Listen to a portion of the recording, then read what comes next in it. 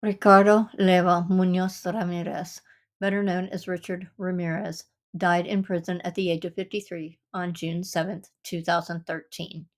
He was known by a few names related to his crimes: Night Stalker, Walk-in Killer, and Valley Intruder. What he is mostly known for is being a serial killer. Hello, and welcome to Storytime with One Big Hoax. I'm your host, Trina Hoax. In this episode, we'll be looking at the crimes of serial killer Richard Ramirez, who was born on February 29, 1960. His crime spree spanned from April 10, 1984 to August 24, 1985. It's likely he only stopped because he was apprehended on August 31, 1985. Richard was born Ricardo Leva Munoz Ramirez in El Paso to immigrants Mercedes Munoz and Julian Tapia Ramirez. They lived in El Paso, Texas. He was the youngest of 5 children.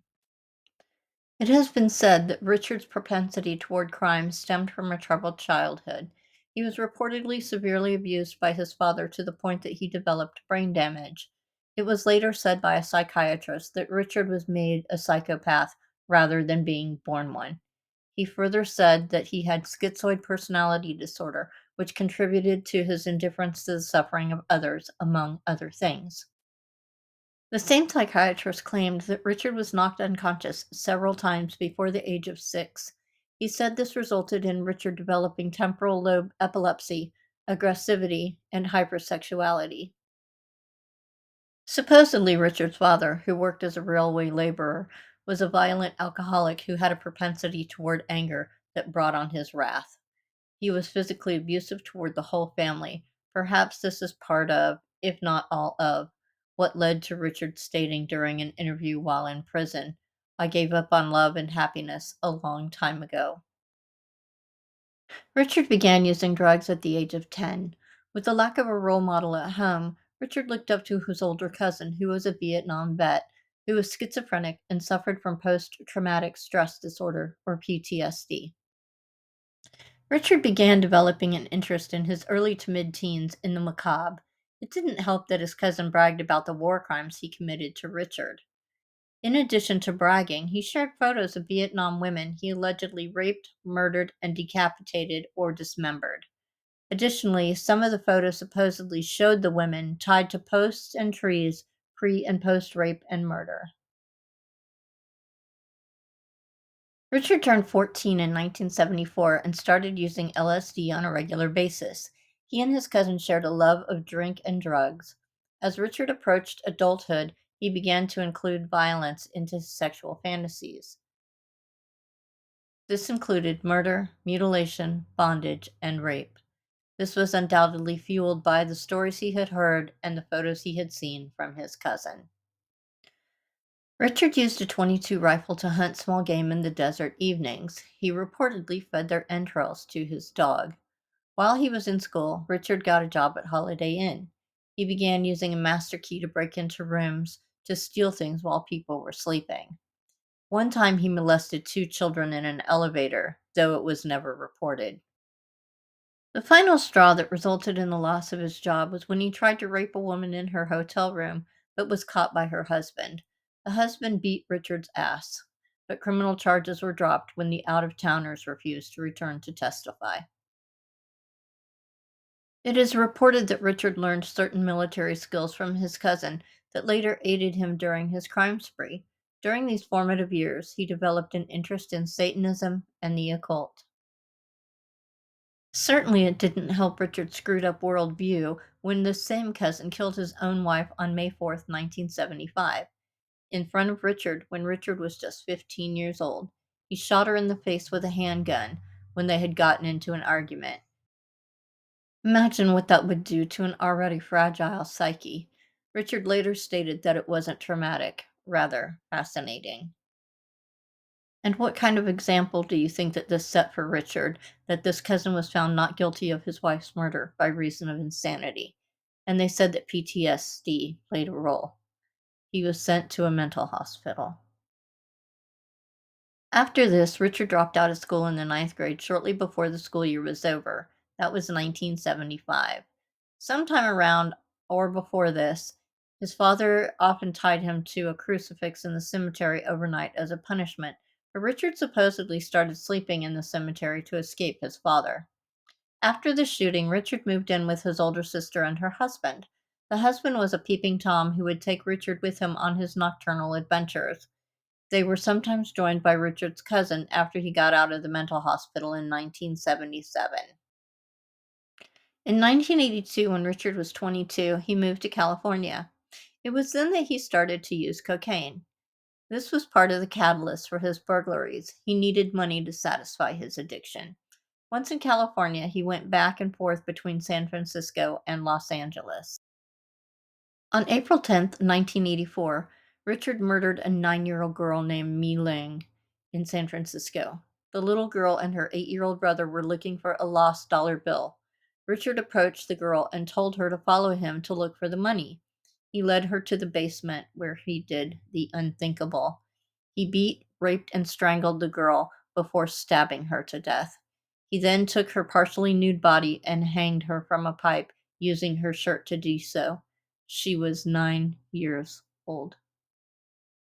This murder was not connected to Richard until 2009 when his DNA was found to match a sample retrieved from the scene. It wasn't until 2016 that the authorities revealed that there was other DNA found at the scene. They never said who the suspect was, though, stating that the person was not an adult. Due to a lack of evidence, they never pursued the other person. On June 28th, 1984, Jenny Van Cal, who was 79, was found dead in her Los Angeles apartment. Richard had stabbed her in the head, neck, and chest. He stabbed her so violently in the neck that he nearly decapitated her. His fingerprints were found on the window screen that he had removed to enter the apartment through an open window. So began his career of robbing his murder victims to support his drug addiction and pay his rent. On March 17th, 1985, Richard attacked Maria Hernandez outside her home in Rosemead, California. She was 22 years old. He attempted to shoot her in the face with a .22 handgun after she pulled into her garage. However, as she lifted her hands to try to avoid being shot, and unbeknownst to Richard, the bullet ricocheted off her keys in her hand. Maria played dead until Richard left. Unfortunately, 34-year-old Dale Yoshi Okazaki, Maria's roommate, who was hiding behind a kitchen counter, was shot in the forehead by Richard when she raised her head to see what was happening. She died instantly. Within an hour, Richard pulled 30-year-old Shailene Veronica Yu out of her car in Monterey Park. He shot her twice, killing her with a .22 caliber handgun, and fled, likely the same gun he used previously. It was those events that prompted the nickname the Walk-In Killer and the Valley Intruder. At approximately 2 a.m. on March 27, 1985, Richard re-entered a home that he had robbed a year earlier. He killed Vincent Charles Zazzara, 64, in his sleep. He shot him in the head. Maxine Lavinia Zazzara, Vincent's wife, heard the shot and woke up. Richard beat the 44-year-old and tied her hands together. He demanded to know where their valuables were. While Richard searched the room, Maxine broke free and grabbed a shotgun from under the bed. She aimed it at Richard and pulled the trigger, but the gun was not loaded. Richard just turned in time to see her pulling the trigger, and he was pissed, so he shot her 3 times with his handgun, killing her. He retrieved a knife from the kitchen and carved an inverted cross into her chest. After that, he cut out her eyes and put them into a jewelry box that he kept at his apartment afterward. He attempted to sexually assault her corpse, but couldn't get an erection. Richard left footprints from a pair of Avia athletic shoes in the flower garden, which the police photographed and cast. Because bullets from the scene matched those from other scenes, police were able to determine that they were dealing with a serial killer. On May 14th, 1985, Richard entered the home of Bill Doy and his wife, Lillian Doy, 66 and 56, respectively. They lived in Monterey Park. Richard surprised Bill when he entered the bedroom. As Bill was going for his gun, Richard shot him in the face with a .22 handgun. Then Richard beat Bill unconscious. He later died in the hospital. Then Richard found Lillian in her bedroom. He bound her with thumb cuffs, then went about searching the home. After he was done, he raped Lillian. At some point after this, Richard stole a car that he drove to the home of 83-year-old Mabel Bell and her disabled sister, 81-year-old Florence Lang, on May 29th. After entering the house and making his way to the kitchen, Richard found a hammer there. He bludgeoned Florence and bound her in her bedroom. Then he went after Mabel. He hit her as well and bound her. He then used an electric cord to shock her. He raped Florence. Then he grabbed some of Mabel's lipstick and drew a pentagram on her thigh and on the walls of both bedrooms. Though both women survived, they were comatose when they were found 2 days later. They were in critical condition. Mabel died in the hospital in July, and Florence died in August. The following day, Richard drove the stolen car to Burbank and broke into the home of 42-year-old Carol Kyle. He bound Carol and her 11-year-old son with handcuffs at gunpoint before making his way through the house looking for valuables. He let Carol go so she could show him where valuables were and then repeatedly raped her. Richard kept telling her not to look at him or he would cut her eyes out. He then got the son from the closet and bound him and his mother together again, and he fled. On July 2nd, 1985, Richard drove that same car to Arcadia and broke into the house of 75-year-old Marie Louise Cannon. She was sleeping. He beat her with a lamp, rendering her unconscious. He then stabbed her to death using a butcher's knife that he found in her kitchen. Richard repeatedly stabbed Mary after she was dead.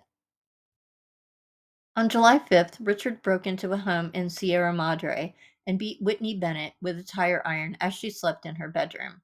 She was 16. After searching the kitchen for a knife to no avail, Richard began to strangle her with a telephone cord. He stated that sparks started coming from the cord and that when Whitney started to breathe, he fled because he believed that Jesus Christ had intervened to save her. Whitney survived the attack, although 478 stitches were required to close the wounds on her scalp. On July 7th, Richard burglarized the home of Joyce Lucille Nelson, 60, in Monterey Park. When he entered the house, he found Joyce asleep on the couch. He stomped her face repeatedly with sneakers on. Reportedly, an Avia sneaker print was left on her face. On that same night, in that same area, Richard broke into the home of Sophie Dickman, 63. He assaulted and handcuffed her at gunpoint, attempted to rape her, and stole her jewelry. When she swore that he had everything of value, he told her to swear on Satan. 2 weeks later, Richard purchased a machete before driving yet another stolen car to Glendale. This time he broke into the home of Leila Needing and her husband, Maxon Needing. He charged into the couple's bedroom and hacked them with a machete while they slept, then finished them off with gunshots to the head. To add insult to injury, he mutilated their bodies even further with a machete. Then he burgled the house. After that, Richard drove to Sun Valley in LA and broke into the home of the Kovanoth family. He first shot the sleeping Chinarong Kovanoth, 32, in the head, killing him instantly. Richard then repeatedly raped and beat some kid Kovanoth, also 32. He bound the couple's 8-year-old son, then proceeded to drag some kid around the house to make her tell him where the valuables were in each room. As with the prior victim, he made her swear to Satan that she was not hiding any money from him. On August 6, 1985, Richard drove to Northridge and broke into the home of Chris Peterson and Virginia Peterson, ages 30 and 27 respectively. When he found Virginia in the bedroom, he shot her in the face with a handgun. He then turned the handgun on Chris and shot him in the neck. Richard attempted to flee, but Chris fought back. Richard managed to get away, but not before firing 2 shots that missed Chris. Fortunately, Chris and Virginia survived. 2 days later, Richard, again driving a stolen car, ended up in Diamond Bar, California. He broke into the home of Elias and Sakina Abuwath, 31 and 27 respectively. In the wee morning hours, into the bedroom where he found the couple asleep, he crept. He killed Elias by shooting him in the head with a handgun. Then he handcuffed and beat Sakina. Again, as with other victims, he forced her to tell him where to find all the valuables in the home. After this, he raped her.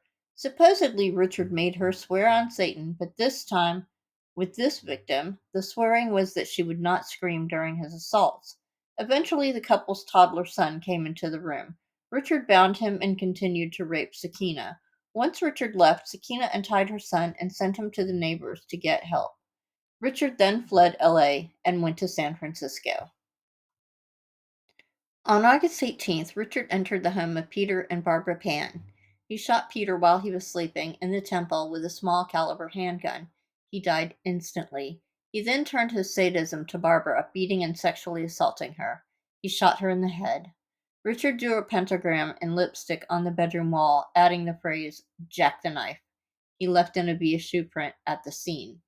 6 days later, on August 24th, Richard headed south in another stolen vehicle. He wound up in Mission Viejo. He arrived at the home of the Romero family. The 13-year-old son, James Romero III, was awake, though the rest of the family was asleep. James went out to the truck to grab a pillow from inside.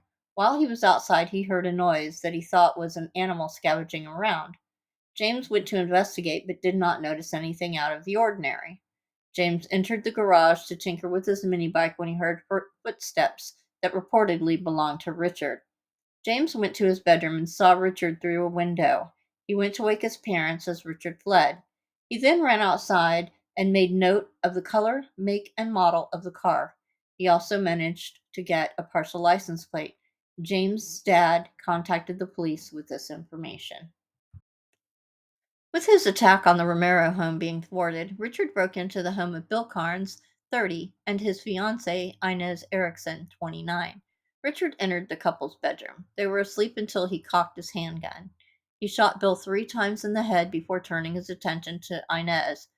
Richard said he was the Night Stalker and told her to swear that she loved Satan as he beat her with his fists. He bound her with neckties. After gathering anything he deemed worth stealing, Richard dragged Inez and then raped her.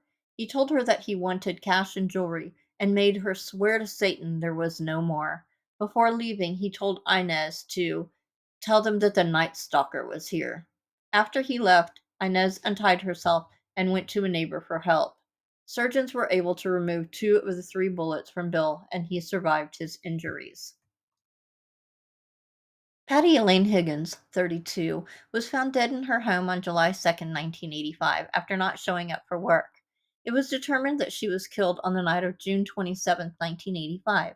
She had been sodomized, strangled, and her throat was slashed.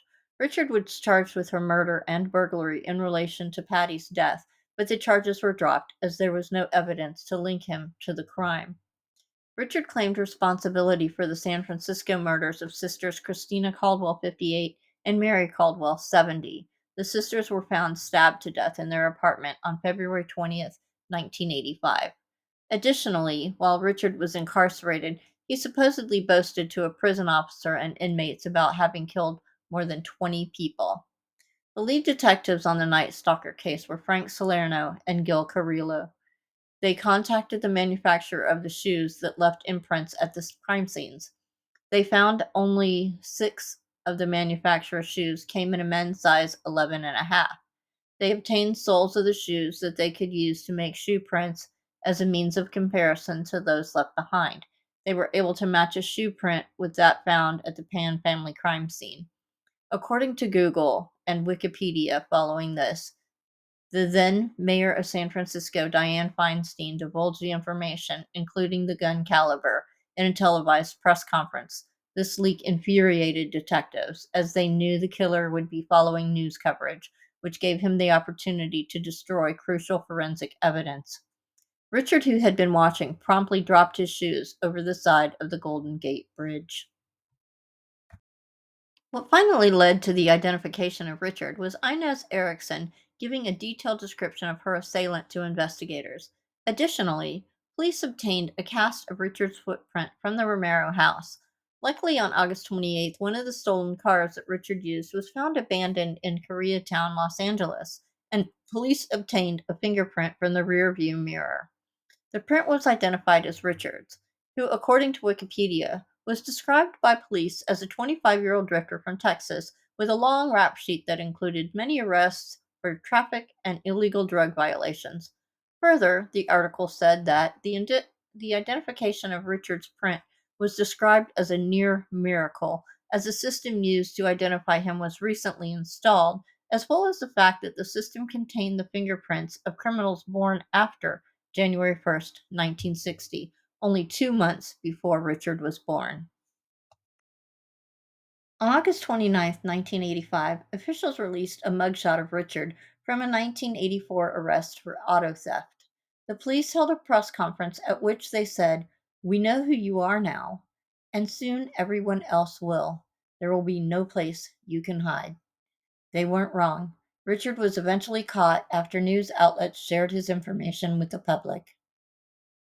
Richard died while still incarcerated prior to his execution of complications secondary to B-cell lymphoma at Marin General Hospital in Green Bay, California, on June 7, 2013.